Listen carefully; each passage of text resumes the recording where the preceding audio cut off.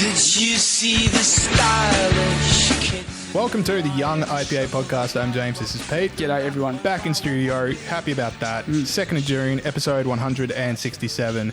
And we've got a show that's got obviously like pretty sad week in news, so it's going to be pretty heavy for the first 5 minutes. And then, you know, once we talk about that and we move on to the interviews with Gideon Rozner and Dr. Bella DeBrero, two very, very good friends of the Young IPA podcast, energy is going to pick up a little. But That's right. obviously there's stuff we need to address. But it's still a good show and I'm looking forward to doing it. That's right. Good caveat there from James. So should we kick it off? Are you happy with that? Okay, so here's how I want to kick this off. Okay. Now, Pete, I have 4 opinions that I think I can hold at the exact same time, but apparently the internet tells me I can't. Okay. Now, opinion number 1. Yep. George Floyd should be alive today, and while it took too long, it's good that Derek Chauvin is in jail right now, the Minnesota police officer.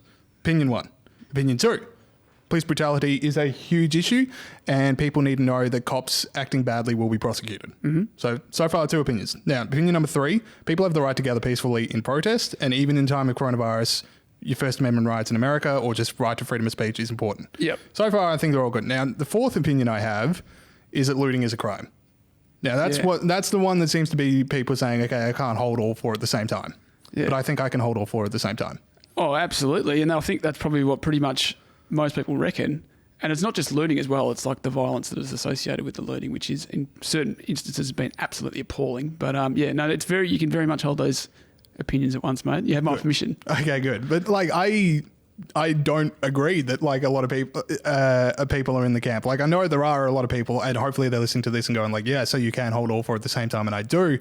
But there's now all these debates in America about how, okay, well, you don't understand where the looting comes from, or you need to understand who's in the protest. And then you have this other thing like all the protests should be dispersed because of the bad actors. I mean, it's very sad out there. Yeah, exactly right. And that point about the looting, like, of course it's not justifiable. I mean, many of the victims of the looting are African-American people themselves and people from other minorities. And we've seen that. Or just small business owners. Like that's the great Satan is, a mum and dad store down the corner. Yeah, exactly right. And there's been 5 deaths, and at least one of those was an African-American guy as well. So the victims of this are not, it's just there's no justification for looting and violence and things like that. So, like, just talk about what happened. So, obviously, George Floyd died in the care of Minnesota State police officers. The knee on, I mean, we've all seen the footage. It's really tough to watch, but you've got the knee on the back of the neck. Protests around America right now. There are 62,000 National Guard members deployed around the country. There's protests in Minnesota. There's stuff in Washington, D.C. right now. They had to dim the lights of the White House to keep the president safe. Yeah, that's crazy. It's in California. It's in like St. Louis as well. Like it's really, I mean, it's just a brutal couple of days, and it makes you so sad. And it's just tough to talk about. Yeah, exactly right. It's an interesting point you make about how brutal these riots are. I think it is important actually, and I'm not saying these riots aren't that bad or anything like that at all, but race riots happen in America fairly regularly, and these ones statistically, as of now, by the way, we're hoping they don't get any worse, are nowhere near as bad as previous riots. For example, in 1963, people died after the Rodney King incident in 1992. Yeah. 40 people died during the riots, or 40 plus people died during the riots after Martin Luther King was murdered in 1968.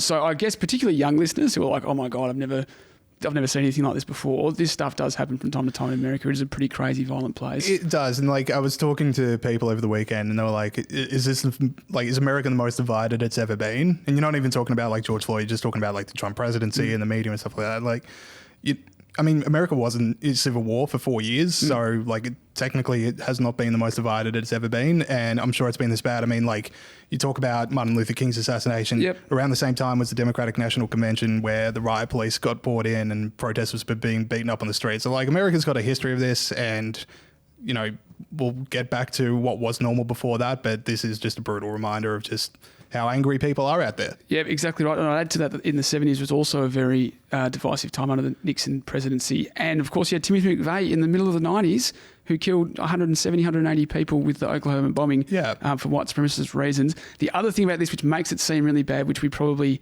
don't have in previous riots, is the technology component of that. So I was on Sunday night, I was just flicking through Twitter, pretty. What a life that I do lead. I was flicking through Twitter, and it just came up this image of this guy getting absolutely bashed by a mob, and it was so shocking because I'm lucky enough I don't see stuff like that very often. And in previous riots, I mean, there was stuff, a little bit of the Rodney King riots, people were able to see media of violence taking place, but the technological advances of the last few years bring the violence into your phone, right? And people are rightly shocked by that. And you're just sitting in your living room and suddenly you just, perhaps there previously. I can't look away from them, and I should be able to. But yeah, I've seen an old lady being beaten up outside a store. I've seen people on their porch being shot at, like, rubber bullets from police. I mean, literally just before we recorded, I saw a guy with a media camera just get a riot shield in his face. Like, I mean, I'm not saying that, you know, like all the violence is on one side, but it's like, it's just so sad. And then the conversation is now moved to like, okay, who's instigating the violence? Now, this morning, our time, Mayor Jenny Durkin of Seattle said, I want to acknowledge that much of the violence and destruction, both here in Seattle and across the country, has been instigated and perpetuated by white men. And this is where we're at right now. So the debate is, I mean, like, there are a lot of people protesting because they're extremely sad about what happened to George Floyd, and they want to reform on police brutality. And those are good people, and they're executing their First Amendment rights. But the people that are like, you know, destroying streets, destroying buildings and stuff.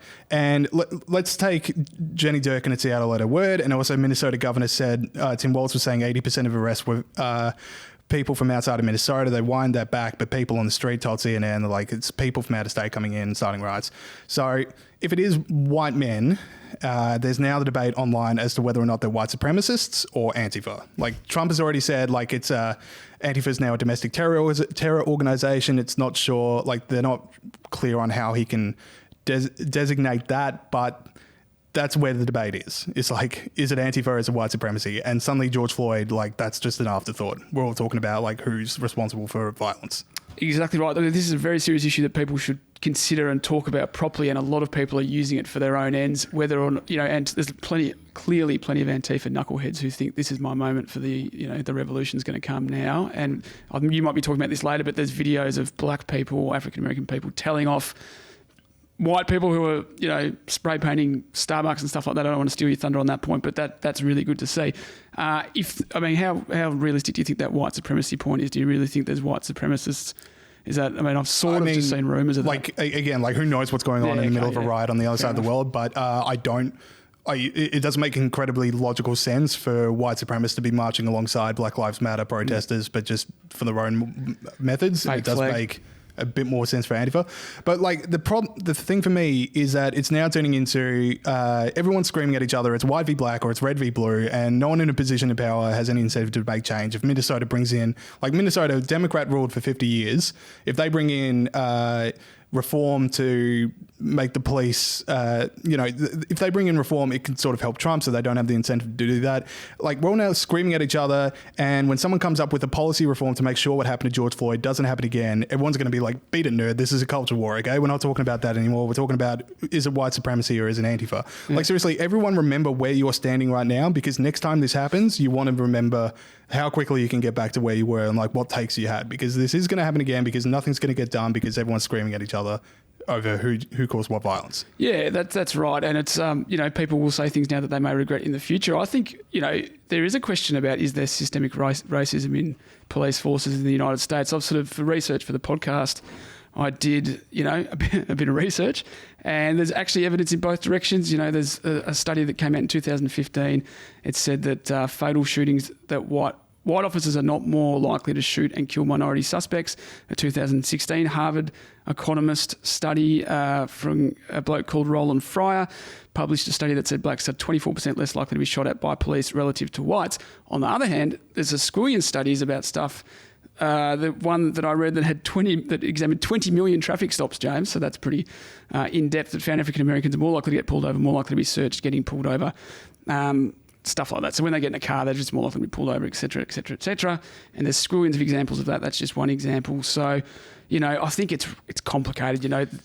There's problems with the American criminal justice system. There's no doubt about that. There's things like sentencing. So many people who are innocent tend to end up in jail. There's the police brutality, which is this instance. The police in America are very militarised compared to other police forces. And they kill their own citizens in much higher numbers than other Western democracies. Yeah, how about like militarized and then not given the sufficient training? Like I've seen one video which was just, people on their porch were told, go back into your home 5 times before rubber bullets started flying. Now, you're telling me like that's just, if we were in combat and there was a civilian, if we told them 4 times, then it's, well, we told them. Like, no, that's not the way you do it. Yeah, exactly right. So there's problems like that. And those problems are exacerbated by class. They're exacerbated by the fact that if you're poorer, the system is more difficult for you to navigate. And of course, African-American people are generally poorer than white people in the United States. There's obviously lots of poor white people as well, but that's the case. It's exacerbated by race. It's exacerbated by class. It's whether race makes a difference or not. Plus, so I can see how that fuels the perception that people are targeted by police. Obviously, and there's the historical reality that African-American people were discriminated by police. No one argues that. So that fuels the perception as well. Do I think there's actual systemic racism in the American police? I don't think that there is systemic racism, but I think that there's a number of factors which fuel that perception, which are completely fair enough. I don't claim to know America's relationship with race, and I'm not going to get into the systemic racism, but are there racist police officers? Sure, there's like racists in all walks of life. And, step away from race for a second. Does the world or just any police, like not just in America, have a problem with police brutality? I mean, regardless of what race anyone is, if you put your knee on the back of someone's neck and then they go unresponsive and then you keep it there, you're just a terrible human being and you should be in jail. It's just, I know this is loose and I know it's around, but it's like, I've been watching the world meltdown for 3 days and it's a bit emotional and it's just loose. And we've moved on from police brutality to, is it Antifa or is it white supremacy? Exactly. And nothing's going to change. Exactly right. What we need is a proper discussion about criminal justice in America. What we need is Gal Gadot to sing Imagine. No, she should sing 911 as a joke. What's that? I'm not familiar with 911 as a joke. That's Public Enemy, like 1992, just talking about how... the American justice system isn't set up to help black people. That's what Gal Gadot needs to do. She needs to get her friends around. Where's she now? And sing. Shockingly silent. Yeah. The American celebrities, apart from Justin Timberlake, who bailed out all the people that were arrested and then was like, maybe not all of them. I don't know. Maybe he's back down. All right, so that was heavy. Let's talk about restrictions easing in Australia because that's going to make me cheer up. So the main ones I want to run through. So June 1st, new month, we've got a whole bunch of new restrictions we need to talk about. So there's New South Wales, Victoria, South Australia, Queensland we're going to get into as well. I'll start off with New South Wales. So pubs and restaurants in New South Wales to get 50. Then it was pointed out that you could have 50 people at a pub but not a church, which was a bit odd. Yeah. So that was then moved to 50 you could have at a church, leading to one of the great regulations I've ever seen. So starting from June 1st, up to 50 people will be allowed to gather inside places of worship, but strict social distancing measures will ban worshippers from singing. Really? From singing. Mate, that is an absolute... You can go to church, but you can't have fun. You can't actually worship. You can't do the one redeeming part of church for me. Yeah. Which is when there's a bit of a sing-song. And they've been talking about when the footy actually eventually does come back, banning booing and stuff like that. Because it will also, when you boo, you sort of... That's for coronavirus. I've definitely seen it when I've, just gone nuts at some umpiring decision, a bit of spray, just sort of... Yeah, but you know what else is in that spray? Truth. Yeah, a bit of bloody truth. And then the big one, James, is the borders remaining shut. Queensland is still saying they're going to shut the borders, as are other states. Yes. Which we've talked about a little bit on the podcast, so I won't go into it too much. But I thought we meant to follow expert advice, James. Exactly, yeah. I want to get into that as well. Sorry, the Queensland one, the borders remain shut. In Victoria, from Monday, you're allowed 20 people in your household at any given time, including members of the household.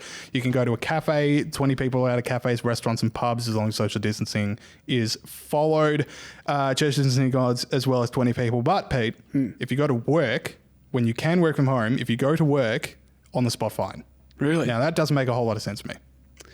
How come? Because if you can have 20 people in your home, but if someone opens up Microsoft Excel, it's a crime scene. Yeah. Well, look, you're right. There's a lot of inconsistency between these laws, but I think they justify that on the basis that we're not letting you do everything because that will make the virus go more. Yeah, but if you can have 20 people in your home but not in your office... And do an honest day's work? Because if there's 20 people in your home and there's also 20 people in your office, then the chance of infection doubles. But if it's safe, what is it about an office environment that means I can have 20 people over to home But if someone opens up Microsoft Excel and someone says, can someone get a quarterly sales report? That's a crime scene. This is now an unsafe place.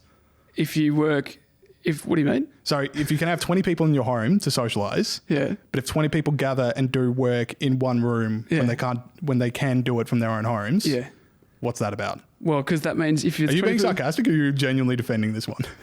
I'm not... Well, if it's the things about flattening the curve and not overwhelming the health system. Yeah. So if say, every 20 person gathering has one person gets infected, Yes. which is not what would happen, but just for argument's sake, and then you double that, and then every time you get to work, a person got infected, that's double the amount of people that are infected. So they're letting back a little bit so that they don't overwhelm the health system. But what I don't get is what... I think we just picked one. We're just saying, but like, why that one? I don't know. Yeah, just say 20 people. Then you can go to work. But it will double the amount of infection. But we have the hospital system that can take on that amount of infection. Well, they're saying that it can't. Okay, well, we're just arguing past each other right now. I don't know what is... I don't know what is magical about a workplace that makes it such a well, maybe, all right. The other solution I had was that every workplace that has 19 people coming to work just also bring in one barista, and when the cops show up, just start making coffees. And suddenly it's a cafe. That's fair. That's one way of getting around it. All right. So South Australia's two-step plan, that's been brought forward as well. Cinemas and theatres can now reopen with a 20-person limit. Galleries and museums can also open their doors. So breaking news for the podcast, I am moving to South Australia. Oh, yeah. This is so much better than Victoria and South Australia. Well done for that. Queensland borders remain shut. We talked about that.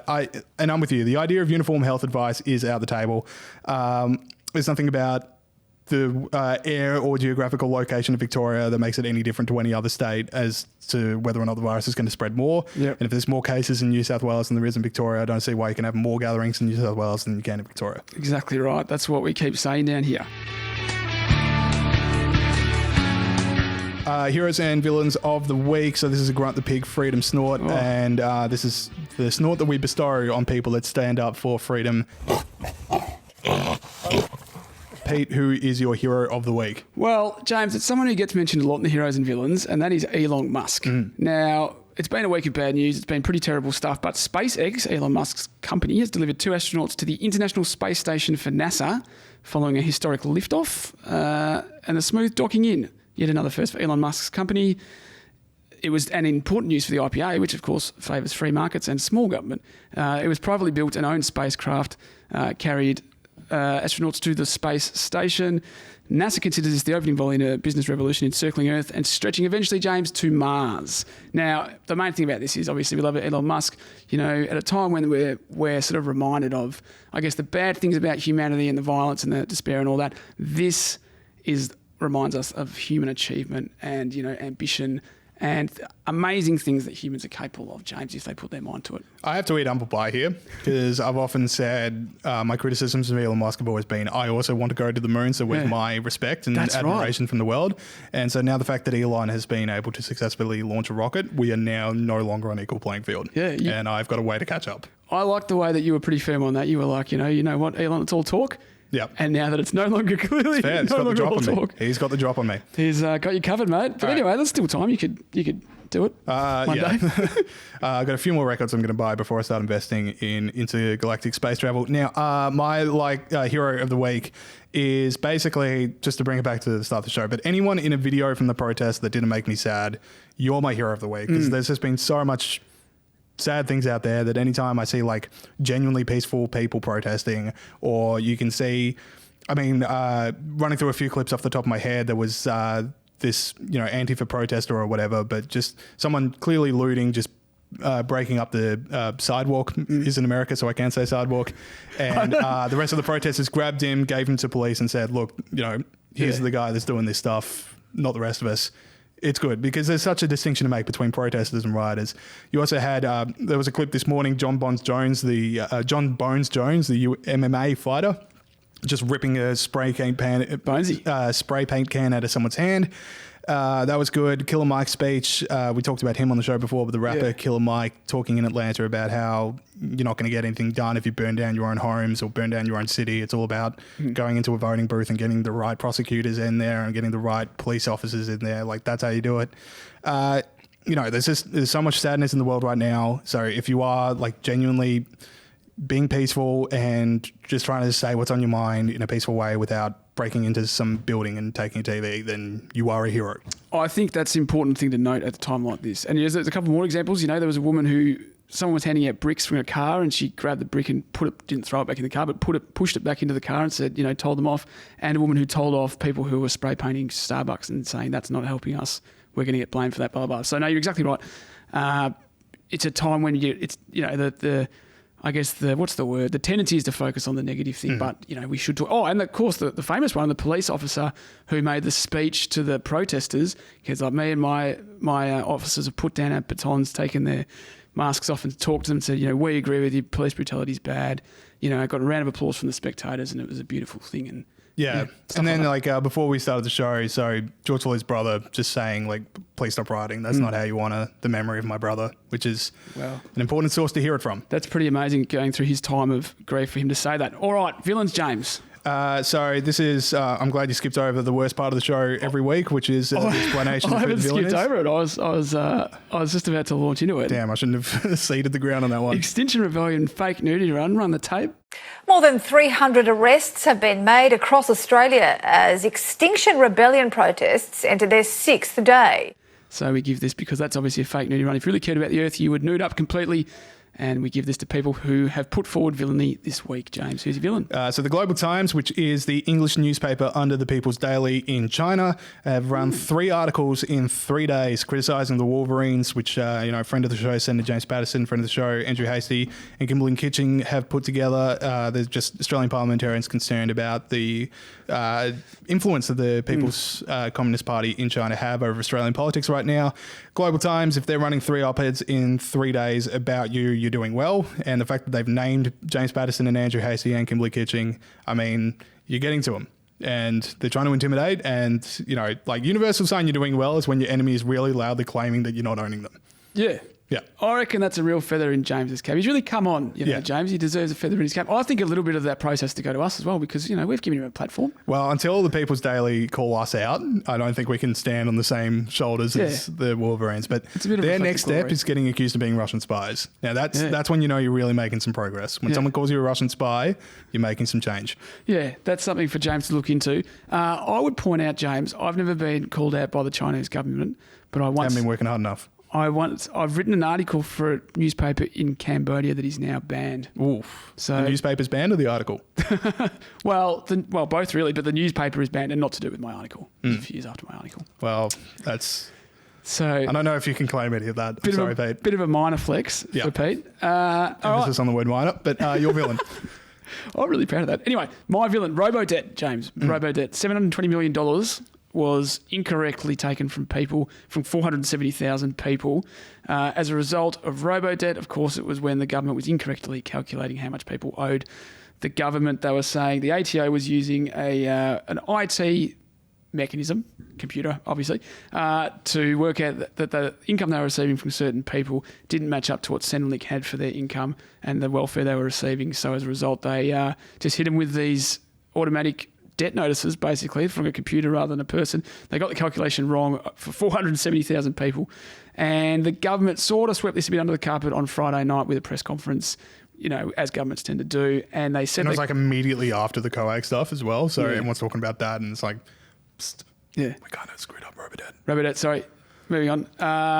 So there was that. And they said they couldn't apologise because there's legal proceedings from some of the people that were affected. They said they couldn't apologise because it would affect legal proceedings, which I'm no legal, and I don't know if that's true or not. So I don't want to point the finger, but it's a weird thing to say. Do you reckon it's true? I don't know. Because he would. Because I know. I don't know. I thought you'd have a view. The guy, what's his name? Christian Porter. They were like, he got asked, are you going to apologise? So that's why. Yeah.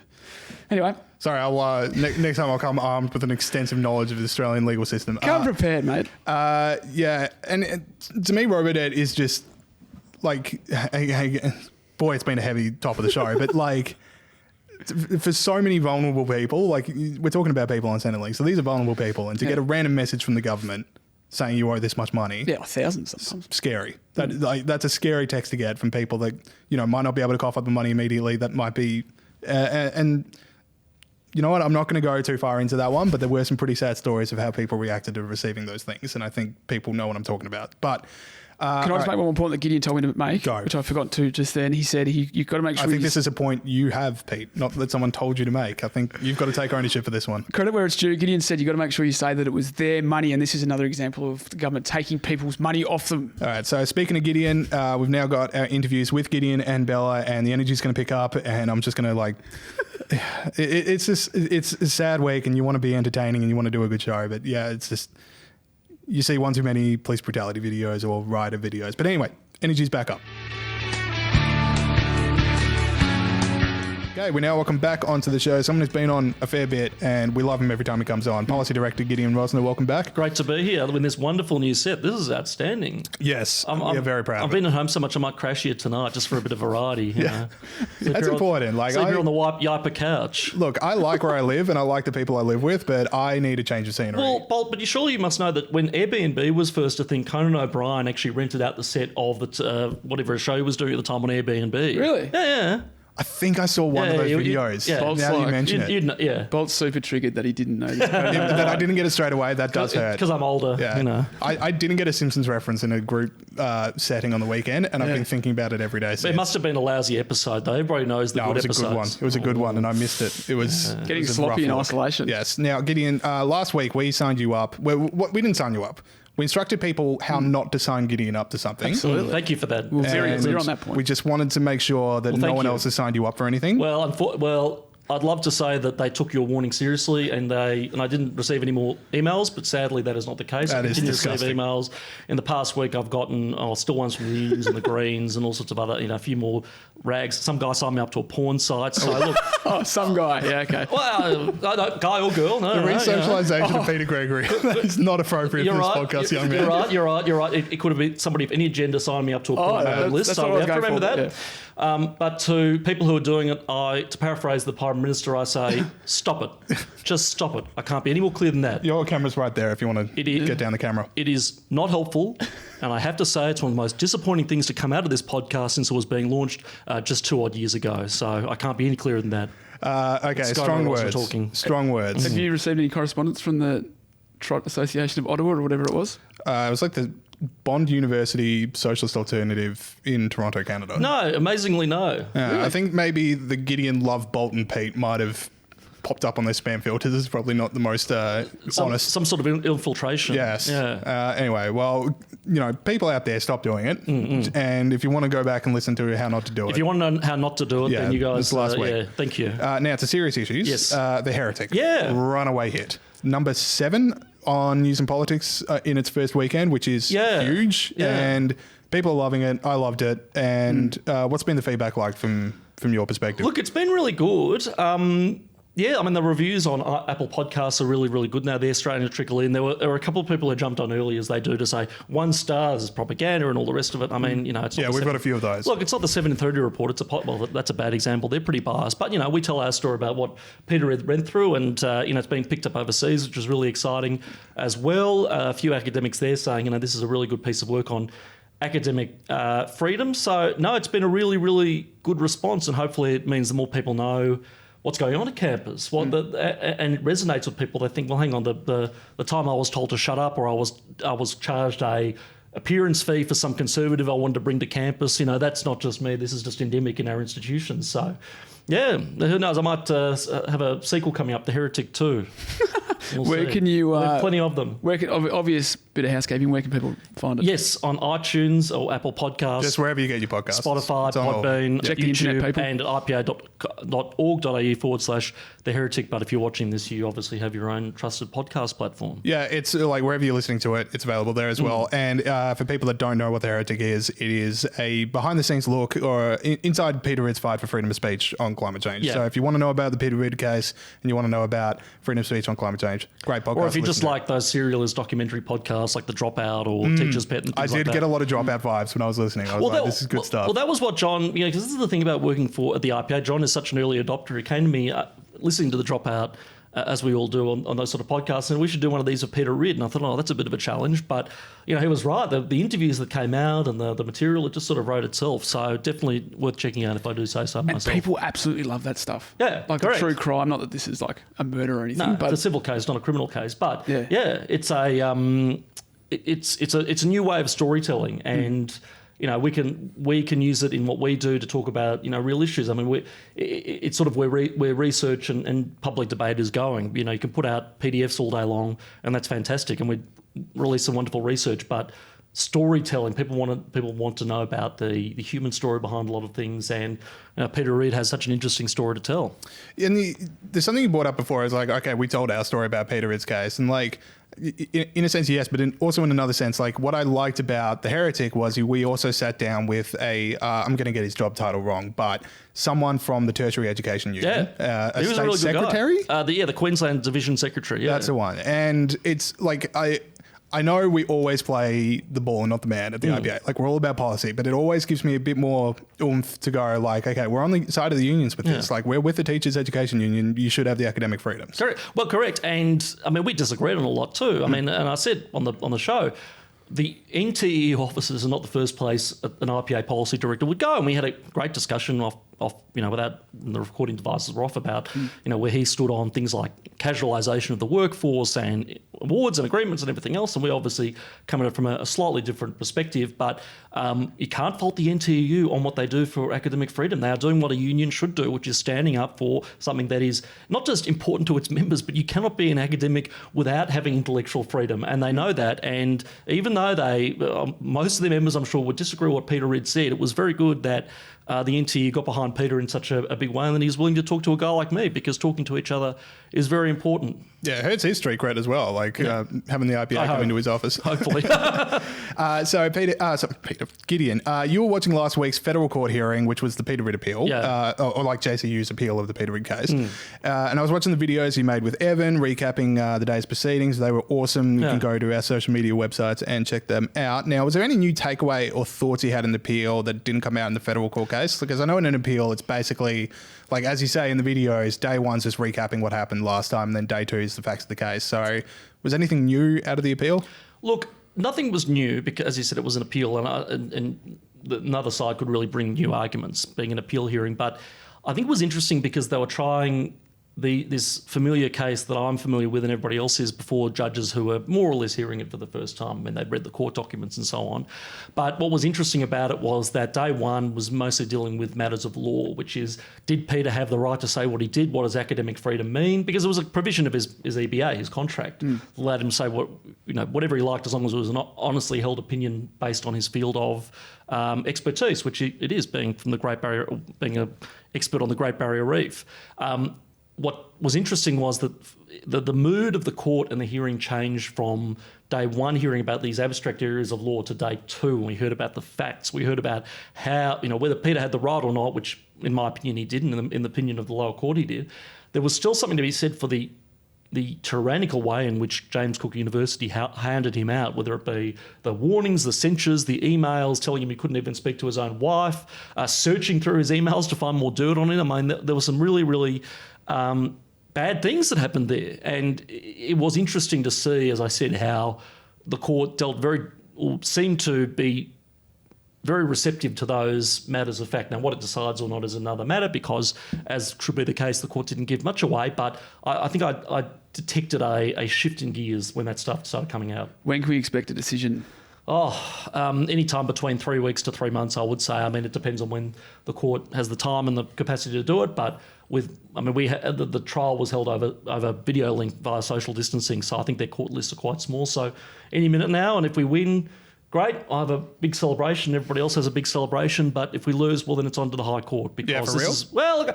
It depends if Peter can raise the money to go to the High Court. All his legal fees are crowdfunded.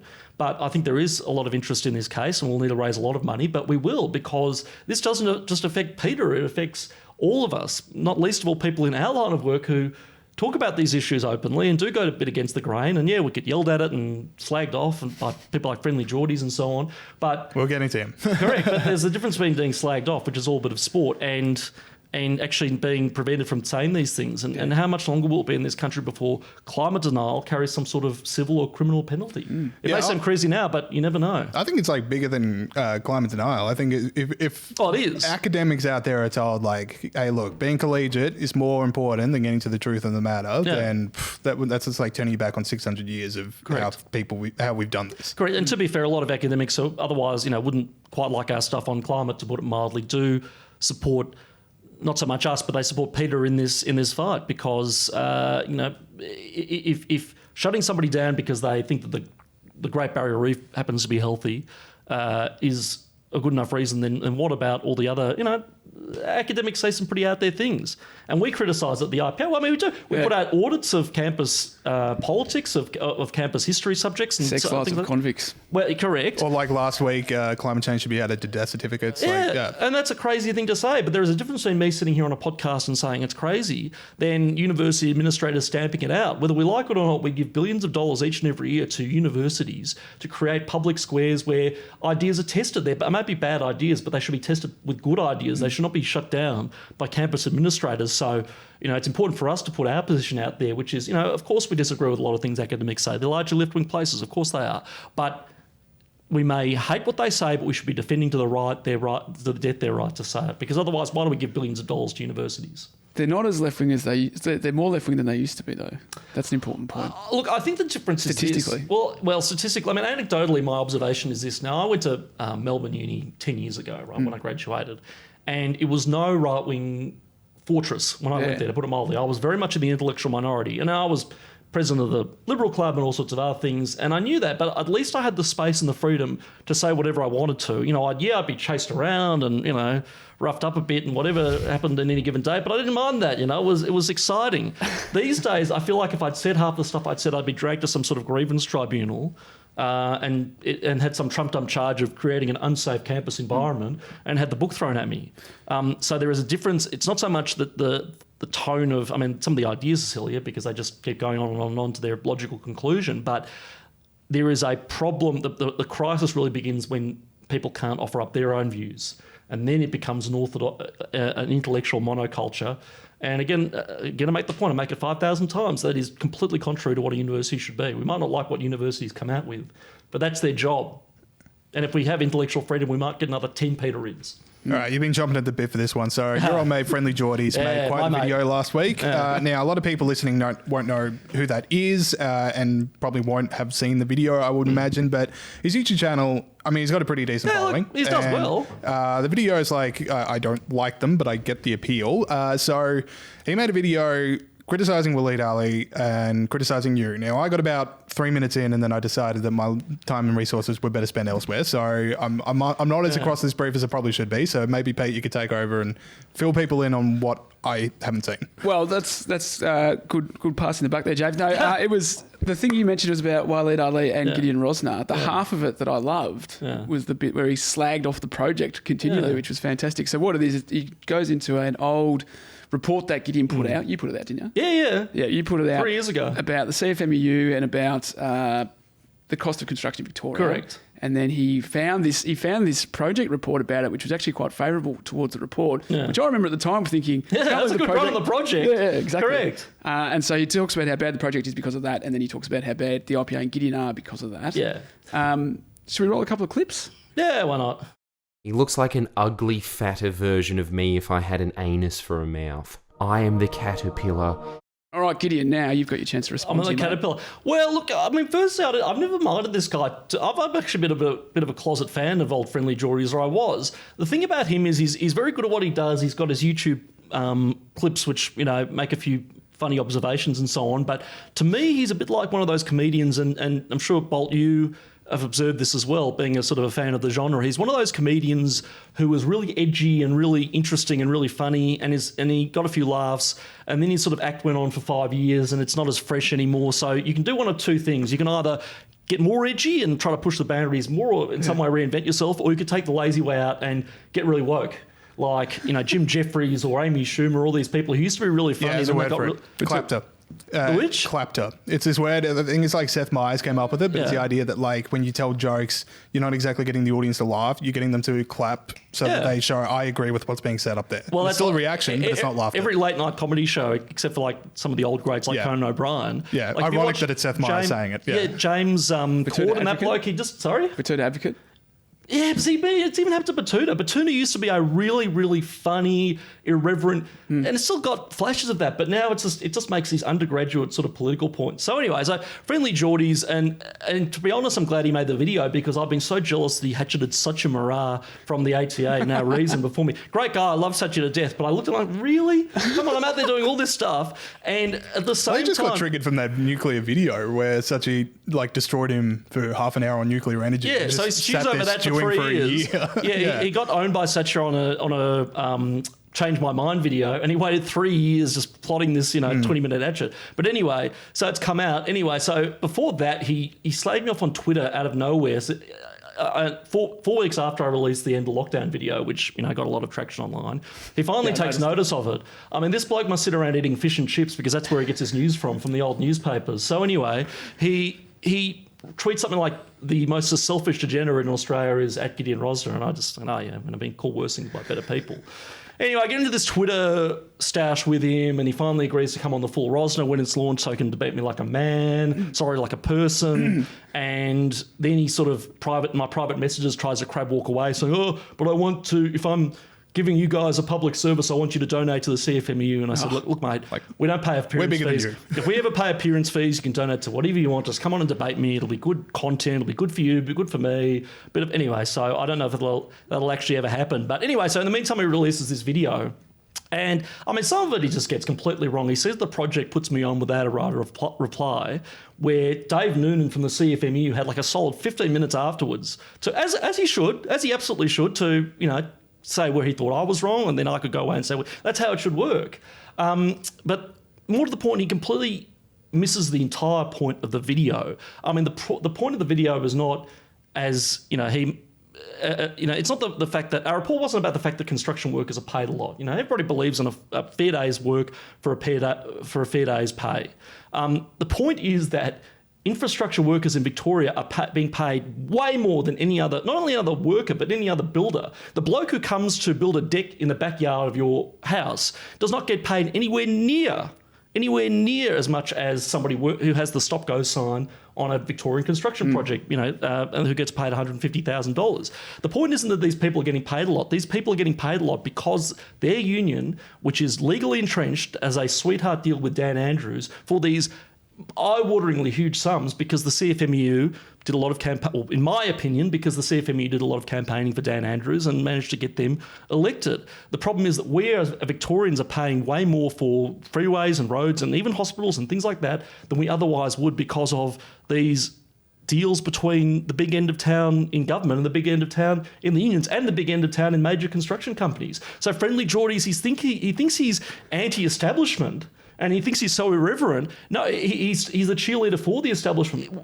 We are the anti-establishment types, not him. So I think that, again, he's like the campus class clown at uni who didn't have many intellectual chops, was good at making a few interesting jokes, and that works for a small audience. But we do things a bit differently around this patch. What did you make at the start of the video of his sort of creepy apology for the United Patriots Front? Well, yeah, he said something like, what was it? I've only watched it twice, so... He definitely said, that they're like, we're more extreme than them. Yeah, they're not too bad. I think he went for the joke he was trying to make and then realised there wasn't a whole lot there, but he was too committed to the joke. Yeah. Well, there was that, but look, I mean, there's nothing wrong with that point. I mean, in the sense that... I've got a few things wrong with that point. Don't get me wrong, I have a lot wrong with the United Patriots Front. I think they're all revolting. They're all, but at the end of the day, they're a very small group who... The point I guess he was making is that, people actually take us seriously and not them, which is true. But what he gets wrong, obviously, is that we have nothing to do with that alt-right, revolting sort of, but it goes to his lack of sophistication, just lumps everybody with the right-wing label into one sort of bucket, and his audience sort of claps their fins together. For sure. I've always thought I'm well overdue for a Friendlyjordies expose on me. Well, I think I'm a sitting duck. And like he got the construction video from our YouTube page. I mean, all our podcasts are on there. So what are your tips? Like, come on, I'm Andrew Bolt's son. I'm working at the IPA. I've got a podcast.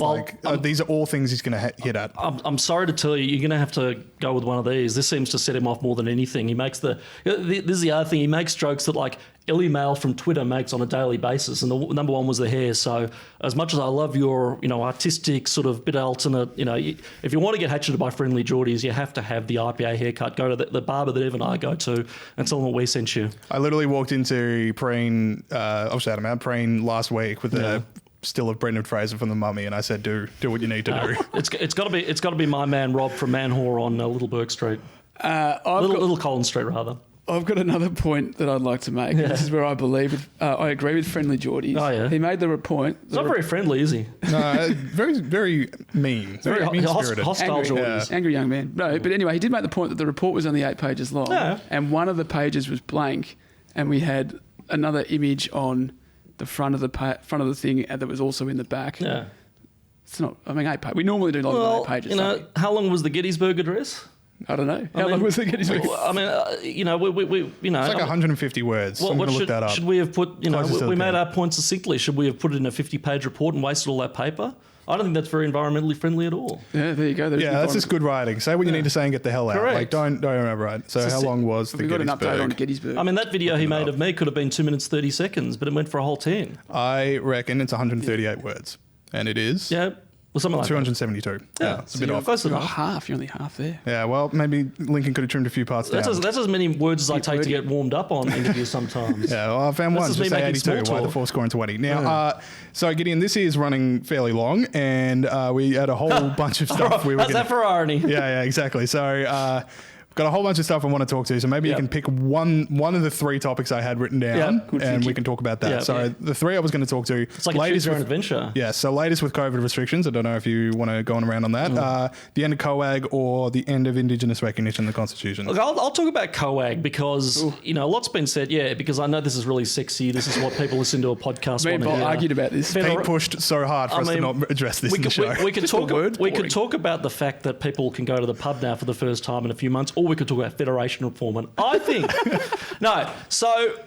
but look, it bears going into because there are sort of there's this reaction from the chattering class like, oh, this is wonderful. People are finally going to stop fighting. They're going to stop fighting with each other. We're going to do things.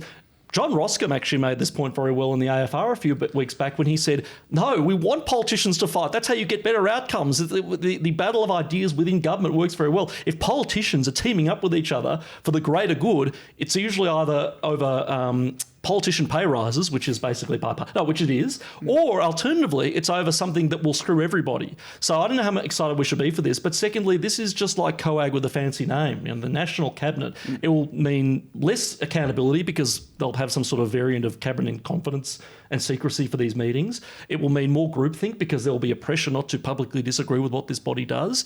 And again, I make the point, we need to, there must be better ways than just getting together once a month to work out how to spend our money better. There is, or indeed worse in a lot of cases, there has to be wholesale reform, and that has to be led by the states in defiance of the federal government a lot of the time. This cementing of the Canberra cartel, big unions, big government, big business, it will, again, keep squeezing out small players and people who are trying to make their way in a free market economy.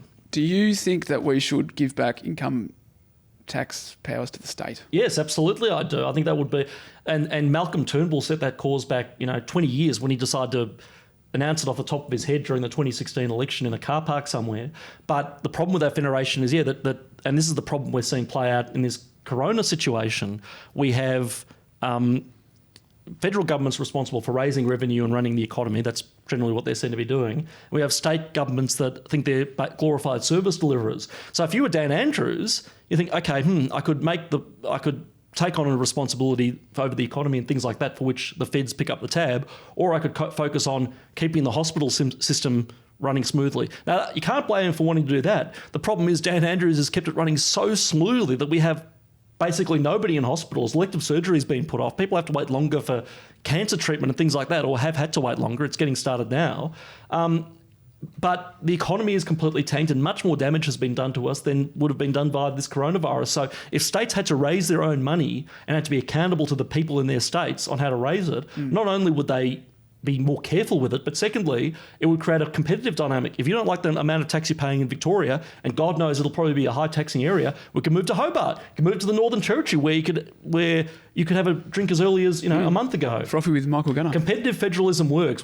This lurch towards cooperative federalism will just mean we're all worse off because governments will be so full of their own magnificence that they're going to try all these bold experiments that will fail, like every government experiment fails. Yeah, to bring it back to COAG, like you and I were texting back and forth about this, and I know this is like an oversimplification, but if you have a cabinet that is ineffective and struggles to pass things and everyone's fighting all the time, that must be protected at all costs. Yeah, correct. Like, that is the absence of those things are not good. Yeah, correct.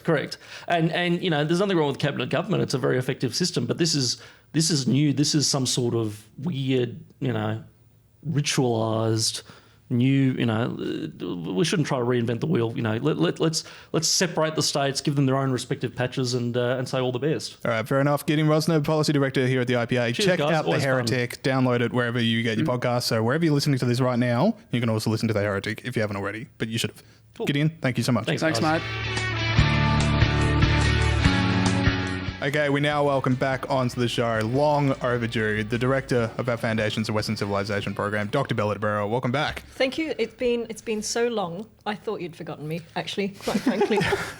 I forgot you for like a week, and then I was like, hang on, Dr. Bella DeBarrow, that's a name. That name rings some bells. And it's so nice to be back in the new studio. I haven't been here. I haven't had the privilege. What do you think of the new set? It's amazing. We're back in I'm the worried new set. that those bricks are going to fall on your head, but Trick of the trade might not be. they're not real. Even if they were real, they're still quite unlikely to fall on James's head. But I think you start every interview we have with you with a little bit of sass about how you haven't been on for a while. But, well, this is genuine, though, isn't it? I mean, how many months has it been? I don't know. Bella has sent me at least Many. 5 emails asking for you to be fired and for Bella to replace her. And I got to say, each and every one of them are more convincing than the one preceding it. Well, people get a lot of emails saying that I should be fired. So, get in the queue, Bella. All right, so Bella, we've all been locked down for a while. We haven't seen each other. No, us three haven't been in the same room since March? March. Yeah. March? Early March. Was it early March? Something like that. Yeah. I have a distinct memory of me, on the last day, just going like, this might be the last time we're all in the same room together for like a while. Yeah. And I was right. I think Yeah. it was mid-March because I've been thinking Ides of March. Yes, it was about mid-March. I just remember saying to someone, see you on the other side. Oh, yeah? Yeah. And this is the other side. Well, That's trippy, man. It is very that's trippy. crazy. Have you ever looked at your hands? No. Bella, sorry, we've all been locked down for a while. What have you been up to? Like, is there any skills you've been working on? Maybe new things, TV shows you've been watching that you want to talk about? Don't tell me you've been making sourdough. No, I haven't made any bread. I've made a very bad cake the other day that nearly killed someone because I forgot to sift. Tell the story. I forgot to sift the baking soda. So I don't know if you've ever had a spoonful of baking soda with nothing else. No, sorry, bicarbonate soda. It's disgusting. Anyway. But lethal, disgusting, No, or just not like lethal, that? just the worst flavour you can possibly imagine. Oh, right, okay. So when you say you nearly killed someone, you didn't actually No, nearly... it wasn't For the arsenic. purposes of all legal officers listening to It this. wasn't arsenic, but it was pretty close. I haven't been doing any bread baking. I've been Thank resisting goodness. that. I haven't been doing any knitting. I've tried to do some jigsaw puzzles. I've discovered that I really hate them. Yeah. So Crap. they really are. They really The thing are. with jigsaw puzzles is you already know what it's going to look like. Yeah, it's not a surprise. Yeah. It's But just like, you can't make. They can't make it a surprise. Imagine if you didn't have the picture at the other end. Yeah, it's and you were like- just trying to put these pieces together. Yeah, I thought it was going to be this beautiful landscape, but instead it's Fabio. That would Fabio holding a bunny or something. Yeah, And that it's would like, be a good that's- jigsaw puzzle because it's a surprise. Wow, surprise. Why do jigsaw puzzles get everyone's fine with jigsaw puzzles, but video games are really damaging? Like, a video game is clearly just a better jigsaw puzzle. I don't think jigsaw puzzles make people Maybe violent. there was. They don't go. They're very different things. Maybe because people go video games are destroying everyone's ability to socialize, which is how they used to say about books and TV. So maybe hundreds of years ago, people thought that video games were leading. That jigsaw puzzles were leading to youth violence, Yeah. and now we've just moved on to a different medium. Put away the puzzle and go get a life, mate. All right, okay, that is enough messing around. We did bring you in for a reason. and I'm trying to remember what that reason was, but it is good to see. But no, let's go down to business because we want to talk about a new project from the IPA, Better Read Than Dead, which is an amazing title. So tell us about the project. I can't take credit for the title. That goes to Renee Gorman, who came up with that. So it's absolutely brilliant. Shout out to Renee. Shout out to Renee. So it's a new book club. I mean, obviously, a lot of book clubs started over this period because people suddenly realised that there was more to life than jigsaw puzzles or computer games. But we started this before shutdown, before COVID-19, and then it sort of was put on hiatus for a bit because we weren't in the same place. So what we're doing is we're reading a book a month. We're slightly behind because of what's happened, but we've already done our first podcast, which was a discussion of The Heart of Darkness by Joseph Conrad, which was a pretty intense book to start with. But why not? I mean, this is the whole point of reading controversial books and books that make you think. We don't just read a comic or something. I mean, comics are good, but you need to read something. I've always said, like, Heart of Darkness, everyone goes like, oh, it's only 150 pages. It is the densest 150 pages. Dense. It's as dense as the jungle that he sails into. So that was with Generation Liberty campus coordinator of Monash, Luca Rossi, and Generation Liberty assistant Theodora Pantelidge. Now, we don't want to give... It was an awesome discussion. So they're very well read and very smart for they're 19 and 20 much better. So much better. So much better than I am now. I had no idea when I was 19 about much. And they've got such good ideas. They're amazing. So, I mean, they made it a really easy discussion because I didn't have to sort of prompt them really too much. They had a lot to say. You didn't have to carry them like you have to carry us when you come on here. Yeah, exactly. How am I going to keep this conversation going? Quick, Bella, think of something witty. Quick. So what was... Now, you don't want to give away the whole thing, but what was the best bit?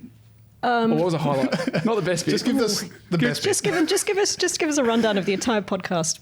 But it was really discussing, that we didn't avoid the difficult themes. So it's, for people who haven't read the book or don't know anything about it, it's a pretty terrible indictment on colonialism, imperialism. What the Europeans did in Africa was just unforgivable, and it's much easier not to talk about it. And we talk about Western Civ a lot at the IPA about how great it was and how it's given us all these freedoms, but there is a very dark side to it, and it's easier not to talk about the dark side, but it's very necessary. So the fact that we tackled that in the podcast, I thought was good because we could have just avoided it. Awesome. And I also like the end when we gave it scores.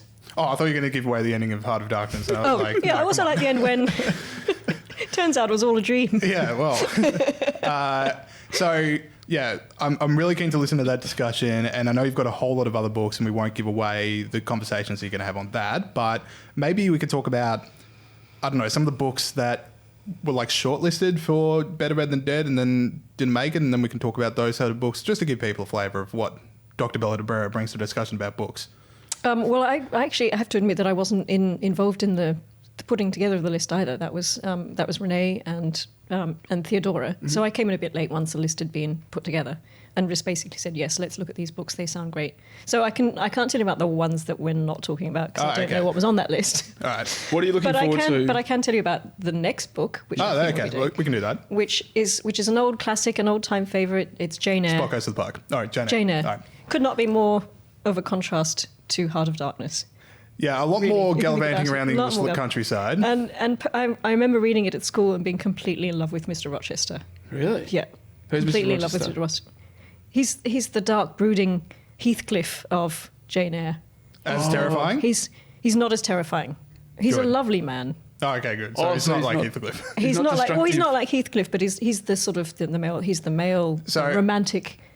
It's strong. All right, so male romantic leads, which is what you want when you're 16. Yeah. Male romantic lead spectrum from like the brooding type. You've got Heathcliff on one side, and then on the other side you've got Darcy. So Mr. Rochester's in the middle. He's middle? Yeah, because he's a bit brooding. Yeah. But he's not bonkers. Doesn't hold a knife up to anyone's throat. No. No. Good. No. Sounds like a well-balanced character. And obviously he has a mad... Well, can I give away a bit of the plot? I'm sure people... A little bit's all right, I think. He has a mad wife in the attic. Okay. And he's still going around being a romantic lead. He doesn't keep her there, does he? So he's not all good. He's not, Very few people in the attic of their own volition. He keeps her there. If someone's in the attic, it's usually not their call. She's not choosing to live her life out in the attic. So he has a sprawling mansion. Yeah, okay. The wife's in the attic. So your crush keeps his wife in there? Yes, okay. Exactly. There you go. Well, that's the reason he's not Darcy. I mean, right. Heathcliff, that is child's play to Heathcliff. Yeah. But yeah. Yeah. This guy's interesting. I So- want to hear more about him. Well, hopefully, when we do the podcast, you're welcome to download it along with everyone else and listen to it. Fantastic. Yep. So Bella, now you've written like 15 books, haven't you? How many books have you written? That's 5. a little bit of a I'm the king an of mayo around here, exaggeration. babe. Can I count a children's book as one? Because I Yeah. did that. That was the first one. It was about a clown. Ooh, How what did many Clan do? books? The clown didn't do much. That was the problem. He was super miserable. So very, what do they call it? Postmodern. He was a literature. mope. Yeah, yeah. I was delving into postmodernism at 16. I illustrated it, and it was for 4-year-olds. So that was the first one. But then, I sort of expanded my repertoire. Yeah? And started writing about the Spanish Inquisition. But there was a big gap, obviously, between Marcel the mope and. Yeah. Now, the you said Spanish that you Inquisition. wrote your book about clowns that don't do anything before you met Pete and I, and you had so much more to work with. It was like a premonition. Yeah. Put out a second edition. In a few years, you will meet 2 clowns who don't do anything. Yeah. I got to say, I prefer Chump. Chump. That's aspirational. Yeah. We're Yeah. aiming up to be chumps. Now, talking about books at your job, Bella, like you've done it. You've made it.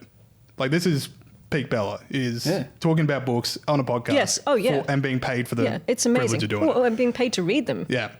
You've done it. And I just wanted you to reflect on the fact that you've done it. But there's a slight, you still feel guilty. You're reading the book in work time. You're thinking, should I be doing this? This feels sort of a little bit too much like a leisure activity. Yeah. But it's not. You're being paid to read the books, and I have to read them to talk. And I had to read an awful lot of books for my Greg Sheridan podcast, obviously, as well, because it's my new 5 favourite books. I don't know if I'm going to be talking about it on this, but Go on. I'm going to anyway. Yeah. You're in charge of the project. Stop We're me just if you mere. want. Hey, speaking of like the Trump versus Twitter, we're a mere platform. Okay, what you say on our podcast, Pete and I can't be held responsible for. Which is good. Good. Yeah, so there's been, in answer to your question, there's been a lot of reading in lockdown, but it's been great, and it's opened my mind to a whole lot of books that I didn't even know existed. It's been excellent. Yeah, I made the mistake of picking one really big book, and I was just going like with Infinite Jest. I was like, it's 1,000 pages long. This is the best chance I'm ever going to have to read it without it taking like over a year to Are do. you reading Infinite How- Jest? Yes. Oh, you haven't mentioned that yet. So. Well, you keep telling me what's that book in your hand. Hasn't ever mentioned this. Been reading And it. it's just like now I've just gone when coming out of lockdown, and I've got like 3 books to show for it, and I feel could have gone the spread. But have you finished it? No, I'm 200 pages to go. Oh, I'm not allowed to that's watch really footy. impressive. I'm not allowed to watch footy until I no. finish it. So You I've got said 10 days to read the last 240 You pages. can easily do that. That's all right. I don't know about this book is dense. 24 pages It's like a day. 100. It's like Heart of Darkness. Right, It was 1,000 okay, pages yeah. long. What else have I got for you? All right. Do we have any more things that we want to talk about with the book club? I've got no more book stuff for Bella. There we go. So, Bella, another one I want to talk to you about. So, University of Queensland have now suspended Drew Pavlou for 2 years. Now, while you should absolutely not be suspended from a university for criticising a government, be it ours or a foreign one, like either way, that's bad. I'm still not entirely sure we know the full facts of the case with Drew Pavlou, so I don't want to get too much into that. But what we do know quite clearly is that universities in Australia are a bit too tied to the Chinese Communist Party. Yes. Is that what we found? That's Righto, what we Jonesy. found. That's exactly what we found. And I think, this is not really about, it's about Drew, but he's just really an indication of what he's exposed is what we've long been suspecting. And that, everyone's seen the amount of, well, first of all, there's the Confucius Institutes that are still open and still running at the universities, which is a huge problem. And they closed them ages ago in America, and other countries have been waking up to them for a long time, and they've been shutting them down because they are clearly links to the Chinese Communist Party, straight from headquarters in Beijing to campus in Australia. Yep. And as Greg Sheridan talked about on your podcast the other day, we've got industrial scale spying happening in Australia. Clearly, university is going to be a target for this kind of activity, and straight through the Confucius Institutes. And so I think the Drew case is interesting because it's finally exposed.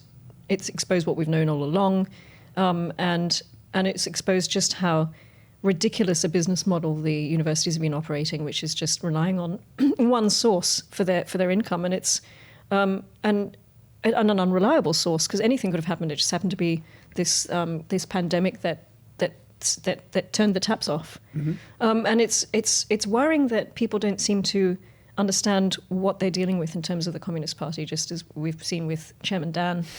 But it's the same sort of either they're deliberately ignorant, Sorry, you can't be deliberate. Can you be deliberately ignorant? I've made a lifetime of it. Yes, you can. So they're either choosing to ignore the facts and just saying and just looking at the dollar sign, or they genuinely believe that everybody has the same standard, and the Chinese Communist Party will be operating to our standards. And I don't know which one it is, but it's the dollar.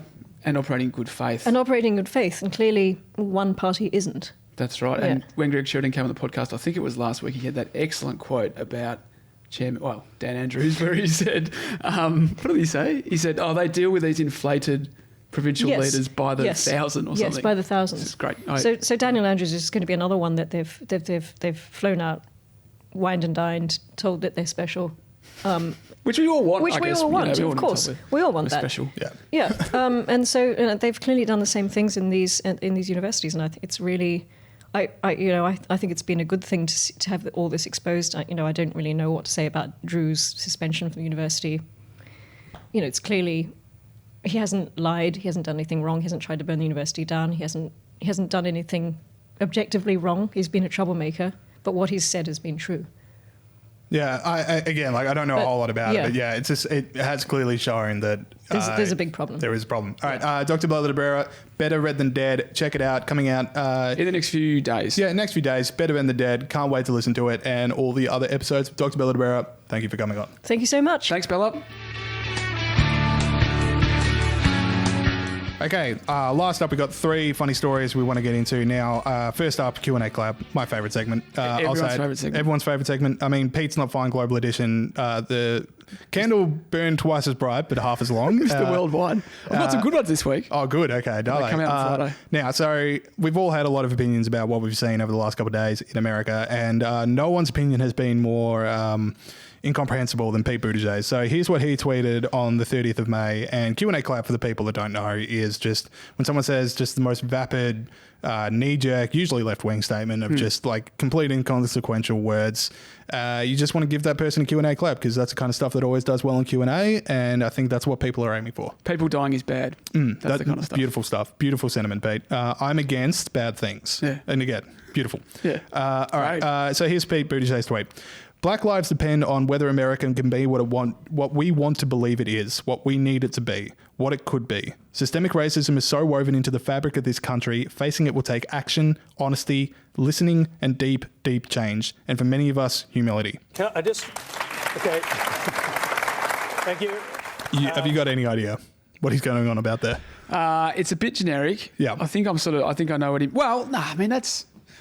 I saw something on Twitter which was good, which is like, those challenges where you type in like, hey man, last night and then you just hit the middle word on predictive text until you've got the full sentence. Like he just wrote in Black Lives and just slammed to the predictive text thing until he had 180, until he hit the character limit for Twitter. Yeah, exactly right. Just buzzwords. Where did he come in? Where did he bow out of the race? How close did he just get? after Super Tuesday. So like he was a sort Top of... 5? Top 5 for sure. Okay. Yeah. He's a young and he'll guy. be back. He'll be back. Yeah. That's my call.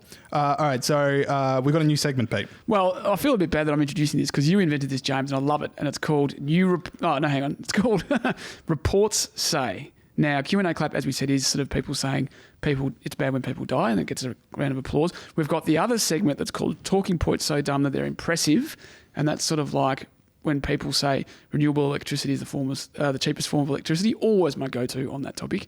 Now, this one, I guess, is kind of where those talking points come from, because the sort of reports say is a stupid thing that a report says, and then it ends up as a talking point. To me, this is a bit indie rock, alternative rock, or progressive rock. Like, it's just whichever vibe you feel that day, isn't it? They're all segments of the same thing.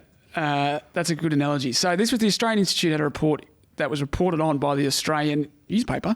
Is that a conflict of interest? I guess not. During the week. Can we give that a Q&A clap? Like, just a golf clap? Well, they've both got Australia in their name, Sound James. of a putt being sunk. You be the judge.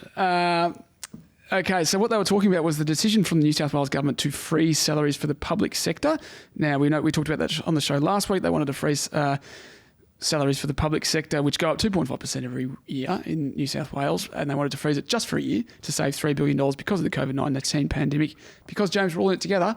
Anyway, they haven't been able to do that thus far, and they're in negotiations. The Australian Institute produced a report that said the decision to freeze salaries across the New South Wales public sector, which will save $3 billion, will deprive the state's economy of more than 1,100 jobs. Well, in that case, James, let's just give public servants a 5 kajillion% increase, because that'll create heaps of jobs. I like it. So just do it.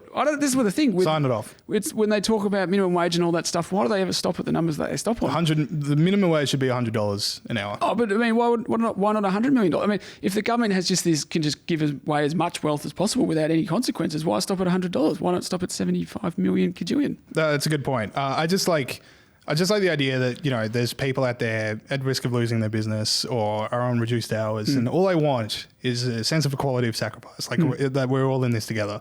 And here come the Australian Institute to say, listen here, serf, we don't need an equality of sacrifice, okay? Yeah. Look at this modelling, all right? Yeah.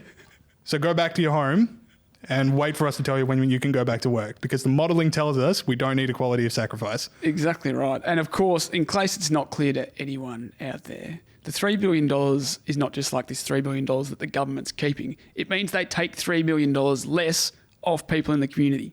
That's where the money comes from, people. It's not something the government just dreams up. It comes from the people. So rather than the government taking $3 billion off the people and saying, we're going to spend it on this, it lets the people spend that $3 billion how they see fit. Yeah, in fairness, I think the Australian Institute were talking about like the idea that it's going to be invested in construction, but like...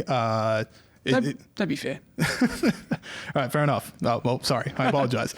Last one I've got for you. So Juanita Phillips, who is a TV presenter, news presenter at the ABC via CNN, BBC, Sky, 10 networks. Like, this is blue check mark Twitter at its best.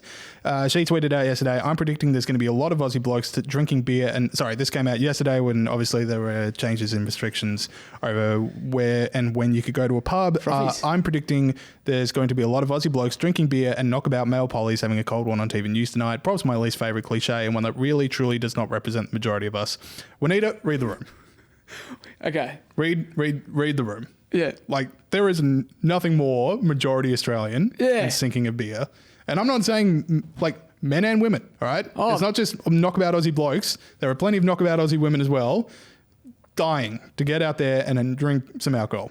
That is what annoys me most about this tweet, is the casual sexism. Have you met any Australian women, Juanita Phillips? Like, they love frothing. And the idea that you would say that only Aussie blokes are interested is clearly casual sexism. But the other thing I was going to say about this is I enjoy her honesty, because one of my things about snobs in the modern day is that they don't realise they're snobs. They think they're really woke, but they're actually snobs.